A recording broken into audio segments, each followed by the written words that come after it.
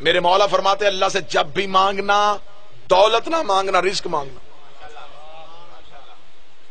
اللہ سے یہ سوال نہ کرنا کہ مجھے دولت دے۔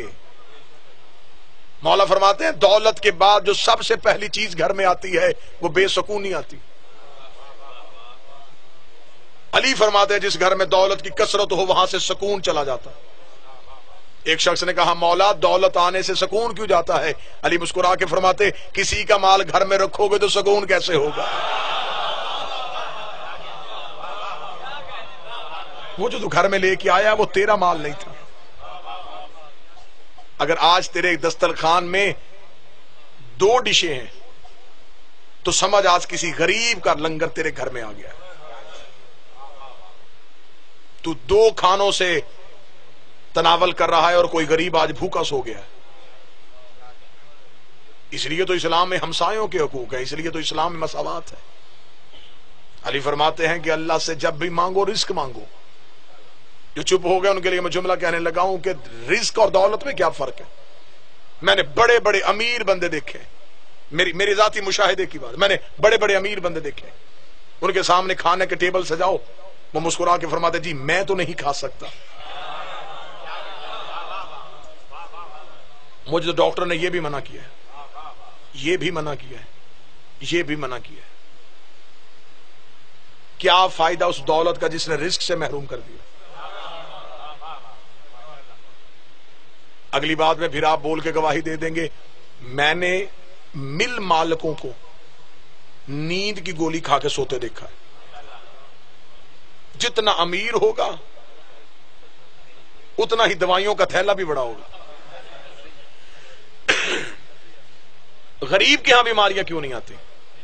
محسن شہید نے کہا تھا فٹ پاتھ پہ سو جاتا ہے اخبار بچھا کے، مزدور کبھی نیند کی گولی نہیں کھاتا۔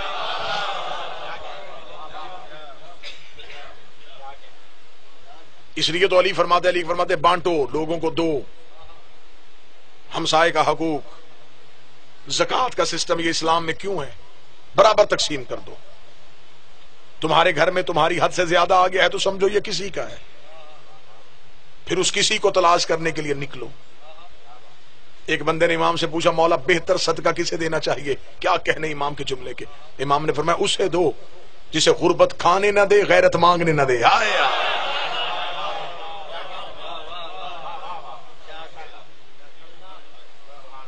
اور اکثر ہم نے معاشرے میں دیکھا ہے، میں تو اکثر یہ بات ممبر پہ کرتا ہوں کہ میں نے اکثر دیکھا ہے کہ ہمارے ہاں جو سب سے زیادہ اسلامک اسکالر ہے نا، انہوں نے اصل اسلام تو بچوں کو تو سنایا ہی نہیں کہ حقیقی اسلام کیا۔ آپ ٹریفک سگنل پہ رکے ہیں، ایک فقیر آ گیا، اس نے آ کے آپ کا شیشہ نوک کیا، وہ آپ سے مانگ رہا ہے۔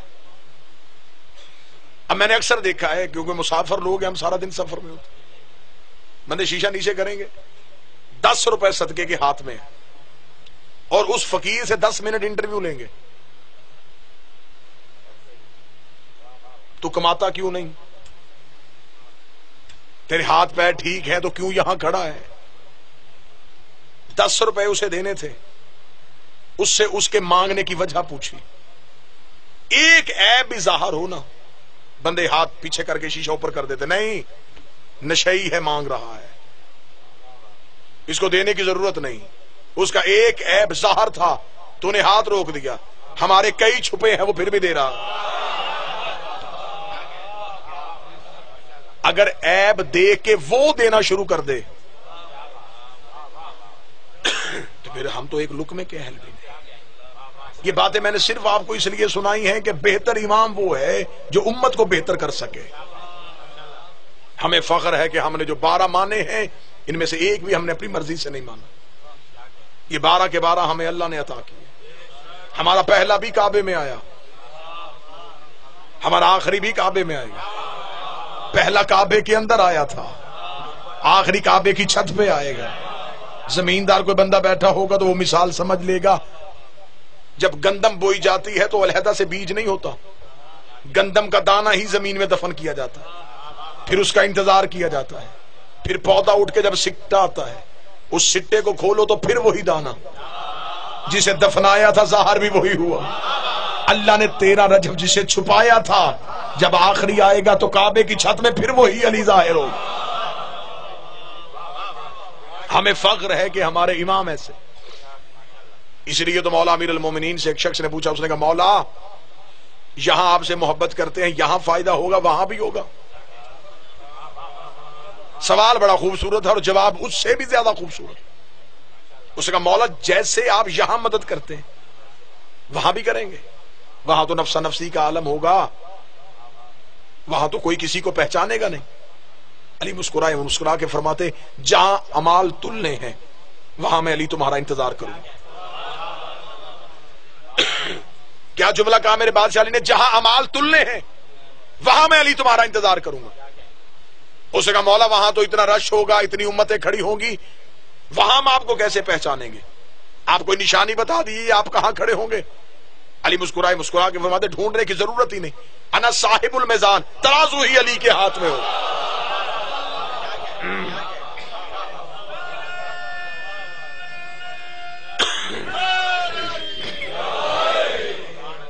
تول ہی علی رہا ہوگا.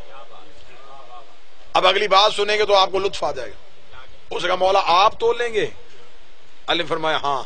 اس کے چہرے پہ افسردگی آ گئی. علی فرمایا تجھے خوش ہونا چاہیے تھا کہ تیرا امام صاحب المیزان ہے, تو پریشان ہو گیا. اس نے کہا پریشان اس لیے ہوا ہوں کہ آپ عادل ہیں. ہائے ہائے ہائے, آپ کا تو عدل مشہور ہے. ہم نے تو امام رکھا تھا بخشش کے لیے, ہمارے اعمال میں کمی ہو گئی تو آپ محبت دیکھیں گے یا عدل؟ امام مسکرا کے فرماتے ہم سے محبت رکھنا, رہ گئی اعمال میں کمی تو ہم پوری کر دیں گے. مولا وہ کیسے؟ آپ کا تو عدل ہے. امام فرماتے جب تم اپنے اعمال کے ترازو میں اعمال تلوانے لگو گے, ایک میں گناہ رکھو گے ایک میں نیکیاں رکھو گے, اگر گناہوں کا پلڑا وزنی ہو گیا تو ہم فرشتوں سے کہیں گے ایک پلڑے میں گناہ رکھو, دوسرے میں ہماری ولا رکھو.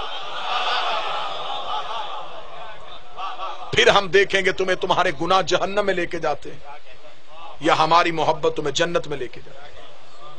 آخری بات کہوں اور گفتگو تمام کروں. ہم میں سے ہر شیعہ سنی جتنی عبادتیں کرتا ہے وہ کس لیے کرتا ہے؟ بالکل آپ صحیح جواب دے رہے ہیں, آپ بول پڑے. جنت کے لالچ میں نا. مجھے تو یہ مائک پرابلم کر رہا ہے, آپ کو تو نہیں کر رہا نا, آپ کو تو بولنا چاہیے. جنت کے لالچ میں پڑھنے والا بھی مولوی ہو, ساؤنڈ آپریٹر بھی مولوی ہو, تو کہیں نہ کہیں تو تضاد آنا ہی تھا نا. لہذا میں کوشش کر رہا ہوں کہ اپنی حقیقی آواز ہی آپ تک پہنچا. یہ ساری چیزیں ہم کیوں کرتے ہیں سرکار؟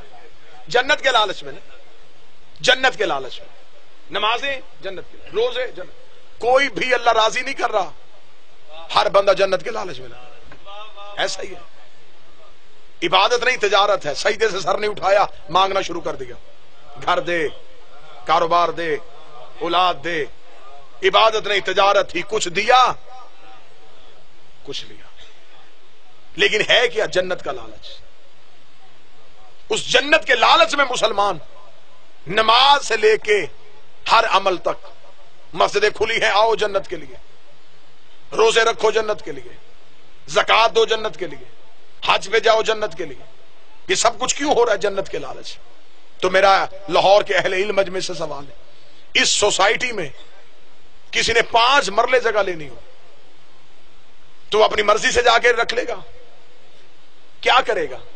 مالک کو ڈھونڈے گا. ایسا ہے یا نہیں ہے؟ چلے میں بات ایسی کروں گا کہ آپ جاگیں, آپ مالک کو ڈھونڈنے کے لیے نکلیں, مالک کے گھر تک پہنچ جائیں. آپ دروازے پہ دے دستک, اندر سے نکلے کوئی بوڑھا شخص, آپ اسے کہہ دی میں وہ آپ کا پلاٹ خریدنا چاہتا ہوں. آپ مالک ہے؟ وہ کہے ہاں میں بیچ دیتا ہوں, پیسے مجھے دے, لیکن میں مالک نہیں, میں مالک کا سسر ہوں.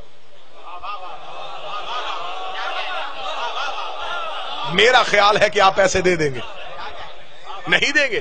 آپ وہاں سے واپس آئے, 3-4 لوگ وہاں سے چلے آ رہے تھے. بھئی شکل لٹکا کے کیوں آ رہے ہو؟ یار وہ جگہ پسند تھی, مالک ڈھونڈنے گیا تھا, مالک ملا نہیں. سسر کہہ رہا ہے میں بیچ دوں, تو میں واپس آ گیا کہ میں کسی کے ہاتھ پیسے کیوں دوں. وہ کہے چل ہم بیچ دیتے ہیں. کیوں؟ آپ مالک ہے؟ نہیں, ہم مالک کے یار دوست ہیں. آپ انہیں پیسے دے دیں گے؟ جو سنی بیٹھا ہے وہ دے دے گا, جو شیعہ بیٹھا ہے وہ دے دے گا.